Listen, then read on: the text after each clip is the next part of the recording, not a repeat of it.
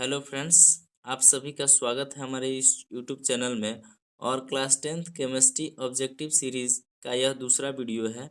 यदि आप इसके पहले पार्ट को नहीं देखे हैं तो उसका लिंक मैंने डिस्क्रिप्शन में दे रखा है, वहां से जाकर आप उस वीडियो को देख सकते हैं।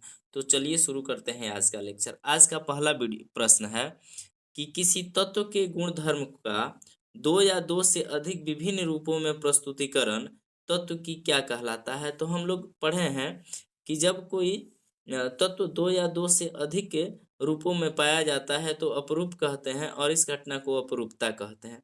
तो इसका राइट आंसर होगा ऑप्शन ए, अपरूपता। अगला क्वेश्चन है, धातुओं की प्रकृति होती है। तो देखिए, धातु जो होते हैं ना विद्युत धनात्मक होते हैं, वहीं अधातु जो होते हैं विद्युत ऋणात्मक होते हैं। तो क्वेश्चन है कि धातुओं की प्रकृति होती है, तो धातुओं की प्रकृति विद्युत धनात्मक होती है।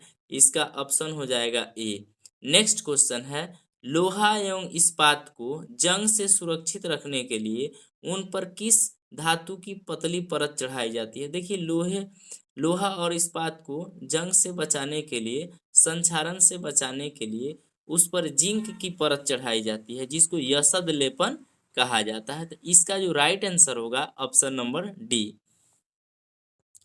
नेक्स्ट क्वेश्चन है, किस रासायनिक यौगिक को गर्म करने पर प्लास्टर ऑफ पेरिस प्राप्त होता है।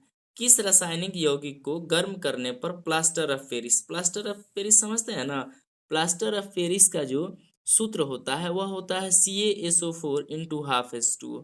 तो ये देखिए, प्लास्टर ऑफ पेरिस कब बनता है, जब जिप्सम को गर्म करते हैं। जिप्सम का सूत्र होता है CaSO4 × 2H2O। तो CaSO4 × 2H2O को जब गर्म किया जाता है तो प्लास्टर ऑफ पेरिस बनता है। तो इसमें जो दिया है राइट आंसर होगा ऑप्शन बी। नेक्स्ट क्वेश्चन है, विद्युत अपघटनी परिष्करण में अशुद्ध धातु को बनाया जाता है। तो अशुद्ध धातु को हम सभी जानते हैं, अशुद्ध धातु को एनोड बनाया जाता है। नेक्स्ट क्वेश्चन है, निम्नलिखित में कौन सबसे अभिक्रियाशील धातु है। तो देखिए, जब हम सक्रियता श्रेणी को देखेंगे तो उसमें सबसे ऊपर कैल्शियम होगा, उसके बाद सोडियम होगा, उसके बाद मैग्नीशियम होगा और उसके बाद अन्य होगा। तो सबसे जो अधिक अभिक्रियाशील धातु इसमें दिया है वो हो जाएगा पोटेशियम। तो 40 का जो राइट आंसर होगा ऑप्शन डी। अगला क्वेश्चन है कि जब मैग्नीशियम फीता को जलाया जाता है तो उत्पन्न आग की लौ जो होती है वह किस कलर की होती है, यही पूछ रहा है। तो जब मैग्नीशियम फीता को जलाया जाता है तो उत्पन्न आग की लौ होती है चमकीली सफेद। तो यहाँ चमकीली उजला दिया है, तो इसका राइट आंसर होगा ऑप्शन सी। नेक्स्ट क्वेश्चन है, एक्वारिजिया, इसका लैटिन नाम रॉयल जल है। किस अनुपात में सांद्र हाइड्रोक्लोरिक अम्ल एवं सांद्र नाइट्रिक अम्ल का ताजा मिश्रण है। तो देखिए, सांद्र हाइड्रोक्लोरिक अम्ल H2SO4 और सांद्र नाइट्रिक अम्ल HNO3 के 3:1 के अनुपात के ताजा मिश्रण को एक्वारिजिया कहते हैं। इसमें इतना क्षमता इसके पास होती है, यह सोना एवं प्लेटिनम को भी गला सकता है, ठीक ना। तो कितना अनुपात कितना होता है, तो 3:1। तो इसका राइट आंसर होगा ऑप्शन नंबर सी। नेक्स्ट है, अपने शुद्ध रूप में धातु की सतह होती है। तो अपने शुद्ध रूप में धातु की जो सतह होती है वह चमकदार होती है। नेक्स्ट क्वेश्चन कह रहा है कि धातु का पतले तार के रूप में खींचने की क्षमता को क्या कहते हैं। तो हम लोग धातु के भौतिक गुणों में पढ़े हैं कि धातु में एक गुण पाया जाता है जिसको खींचकर लंबा तार बनाया जा सकता है और इस गुण को तन्यता कहा जाता है। तो इसका राइट आंसर है ऑप्शन बी। नेक्स्ट क्वेश्चन है, कुछ धातुओं को पीटकर पतली चादर बनाया जा सकता है, इस गुण धर्म को क्या कहते हैं। तो जब धातुओं को पीटकर लंबी चादर बनाया जा सकता है, इस गुण को आघातवर्धता कहते हैं। तो इसका जो आंसर होगा ऑप्शन बी। नेक्स्ट क्वेश्चन है, जो धातुएं कठोर सतह से टकराने पर आवाज उत्पन्न होती है उन्हें क्या कहते हैं। तो उन्हें ध्वनि कहते हैं, सोनोरस।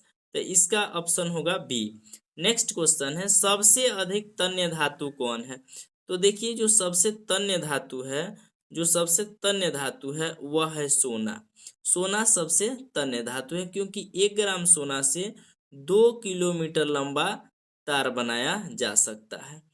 तो इसका राइट आंसर होगा option number D. Next question है कि 1 ग्राम सोना से कितना लंबा तार बनाया जा सकता है, तो 2 किलोमीटर अभी बताए हैं।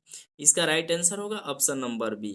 नेक्स्ट क्वेश्चन है कमरे के ताप पर मरकरी, जिसे पारा कहा जाता है, कमरे के ताप पर मरकरी धातु किस अवस्था में पाई जाती है? देखिए एक यही धातु है जो द्रव अवस्था में पाई जाती है। कौन सी? तो पारा मरकरी, यह द्रव अवस्था में पाई जाती है। तो इसका राइट आंसर होगा ऑप्शन बी। नेक्स्ट क्वेश्चन है में से कौन अधातु होते हुए भी चमकीला होता है? तो देखिए आयोडीन जो है अधातु होते हुए भी चमकीला होता है। अगला क्वेश्चन है सबसे कठोर प्राकृतिक पदार्थ कौन है? तो हीरा सबसे कठोर पदार्थ है। अगला क्वेश्चन है एल्युमिनियम पर मोटी ऑक्साइड की परत बनाने की प्रक्रिया को कहते हैं। एल्युमिनियम पर मोटी ऑक्साइड की परत बनाने की क्रिया को एनोडीकरण कहते हैं। क्या कहते हैं? एनोडीकरण। तो इसका राइट आंसर होगा ऑप्शन ए। नेक्स्ट क्वेश्चन है अभिक्रियाशीलता के इस क्रम में कौन सही है? मतलब सबसे अधिक अभिक्रियाशील कौन है, उससे कौन है कम है, उससे कौन कम है, उससे कौन कम है। तो इसमें देखिए सबसे जो दिया है सबसे अभिक्रियाशील है मैग्नीशियम, उससे नीचे आता है एल्युमिनियम, उसके नीचे जिंक, उसके नीचे लोहा। तो इसका राइट आंसर होगा option number C. Next question है इनमें सबसे अधिक अभिक्रियाशील कौन है? तो इसका राइट आंसर होगा option A sodium. Next question है सोडियम की परमाणु संख्या क्या होती है? तो सोडियम की परमाणु संख्या 11 होती है। पोटेशियम की परमाणु संख्या क्या है? तो पोटेशियम की परमाणु संख्या 19 है। इसका राइट आंसर होगा ऑप्शन ए। नेक्स्ट क्वेश्चन है ऑक्सीजन की परमाणु संख्या क्या है? तो ऑक्सीजन की परमाणु संख्या 8 है। अगला प्रश्न है क्लोरीन की परमाणु संख्या क्या है? तो हम लोग जानते हैं क्लोरीन की परमाणु संख्या 17।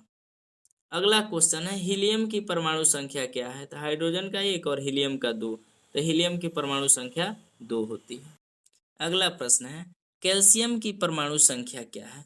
तो देखिए कैल्शियम की परमाणु संख्या 20 होती है। तो इसका राइट आंसर होगा ऑप्शन डी। देखिए आपको क्या करना है, एक से लेकर हाइड्रोजन से लेकर और कैल्शियम तक की परमाणु संख्या याद कर जाना है। एक परमाणु संख्या से संबंधित एक प्रश्न निश्चित ही रहता है।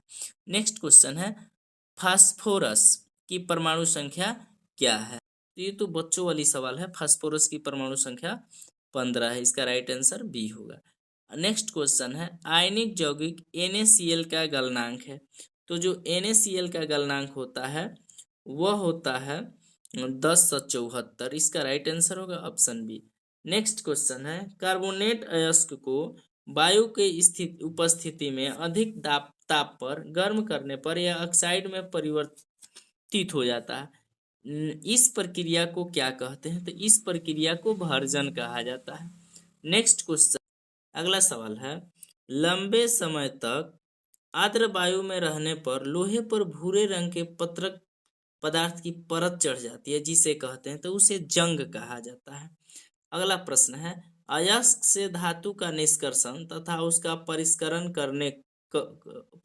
कर उपयोग के प्रक्रम को क्या कहते हैं? तो इसको धातु कर्म कहा जाता है। अगला प्रश्न है जंगरोधी स्टील क्या है? धातु, अधातु, मिश्र धातु, इनमें से कोई नहीं। तो देखिए जंगरोधी जो स्टील है वह मिश्र धातु का बना होता है। तो इसका सही आंसर होगा ऑप्शन सी। अगला क्वेश्चन है कि सबसे अधिक विद्युत ऋणात्मक तत्व है। तो देखिए फ्लोरीन जो है फ्लोरीन वह सबसे अधिक विद्युत ऋणात्मक तत्व है। तो इसका सही ऑप्शन होगा बी। नेक्स्ट क्वेश्चन है क्रायोलाइट किस धातु का अयस्क है? तो क्रायोलाइट जो है यह एल्युमिनियम का अयस्क है। अगला प्रश्न है निम्नलिखित में से कौन सबसे अधिक अभिक्रियाशील धातु है? तो देखिए इसमें जो है सबसे कम अभिक्रियाशील धातु जो होगा वह होगा लोहा। तो इसका राइट आंसर होगा ऑप्शन सी। नेक्स्ट क्वेश्चन है निम्नलिखित में से किस धातु को चाकू से आसानी से काटा जा सकता है? तो देखिए सोडियम को आसानी से चाकू द्वारा काटा जा सकता है। तो इसका राइट आंसर होगा ऑप्शन बी। नेक्स्ट क्वेश्चन है, निम्नलिखित में से सबसे भारी धातु कौन है? देखिए ये मोस्ट इम्पोर्टेंट है एग्जाम की दृष्टि से, इसको थोड़ा ध्यान से देखेंगे। निम्नलिखित में से सबसे भारी धातु कौन है? तो जो सबसे भारी धातु है वह यूरेनियम है। अगले वीडियो में हम लोग कार्बन और उसके यौगिक के महत्वपूर्ण प्रश्नों को देखेंगे। तब तक के लिए बहुत बहुत धन्यवाद।